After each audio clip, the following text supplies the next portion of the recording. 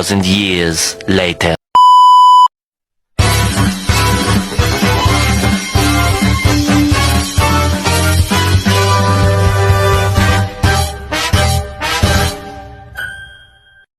Assalamualaikum warahmatullahi wabarakatuh. Perkenalkan, saya Sultan Ralim, Etsar dengan NIM 20240410210096 dari kelas 1D. Saya akan menjelaskan tentang ikatan kimia. Ikatan kimia adalah sebuah teori yang dikemukakan oleh Gilbert N. Lewis. Ia merupakan seorang profesor fisika dan kimia dari Amerika Serikat.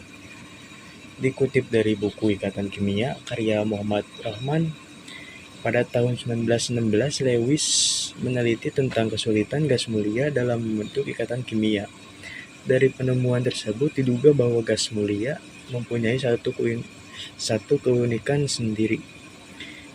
Keunikannya terletak pada konfigurasi elektron yang membuatnya tidak bisa bersenyawa dengan unsur-unsur lain. Dari penemuan tersebut, Lewis mengungkapkan teori ikatan kimia. Disimpulkan bahwa ikatan kimia adalah sebuah gaya yang mengikat dua atom atau lebih dalam membentuk senyawa kimia. Tujuannya adalah agar atom tetap terikat dalam senyawa baru yang telah diproduksi, dan juga untuk kestabilan unsur semakin kuat sebuah ikatan kimia, maka senyawa yang terproduksi pun semakin stabil.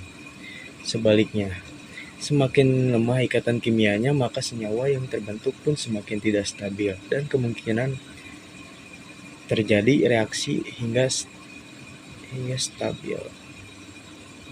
Pembentukan ini dipengaruhi kuat oleh elektron valensi. Jenis-jenis ikatan kimia. Setelah mengetahui penjelasan tentang kimia, berikut penjelasan tentang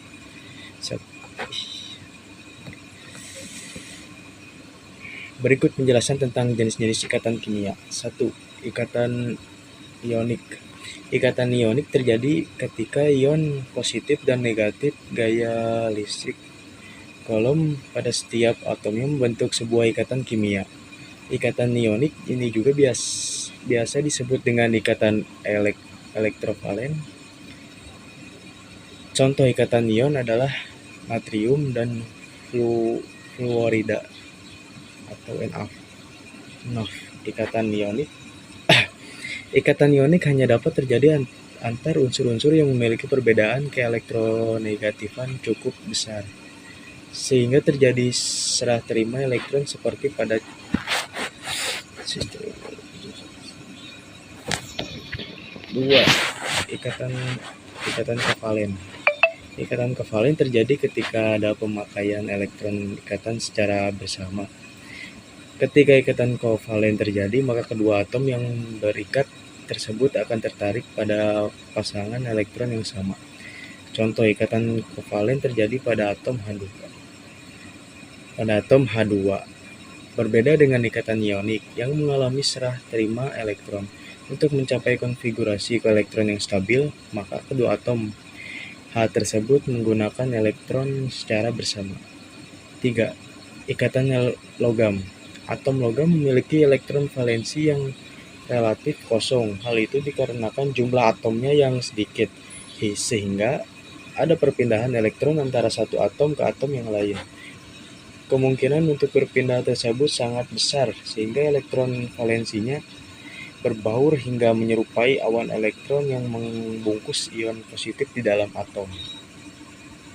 Ikatan yang terjadi tersebut membuat logam ketika ditempa hanya akan mengalami pergeseran pada atom-atom penyusunnya, tapi ikatannya tetap.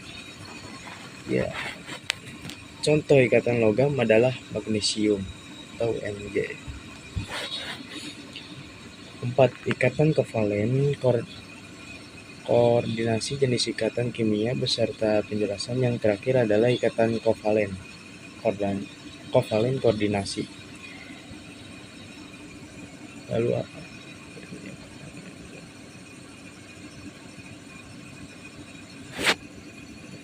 Ternyata ikatan kovalen koordinasi merupakan ikatan yang terjadi karena adanya pemakaian elektron secara bersama. Namun elektron yang digunakan secara bersama tersebut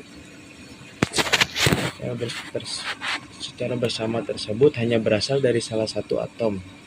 Contoh dari ikatan kimia kovalen koordinasi adalah proses pembentukan O3 atau yang lebih dikenal sebagai ozon. Dalam proses pembentukan ozon, untuk memenuhi aturan oktet pada semua atom yang posisinya berada di tengah harus melepaskan atau menyumbangkan dua elektron yang akan digunakan secara bersama-sama oleh dua atom lainnya. Sekian dari presentasi saya. Bila ada salah kata, mohon maaf. Wassalamualaikum warahmatullahi wabarakatuh. Oke teman-teman, terima kasih sudah menonton videonya.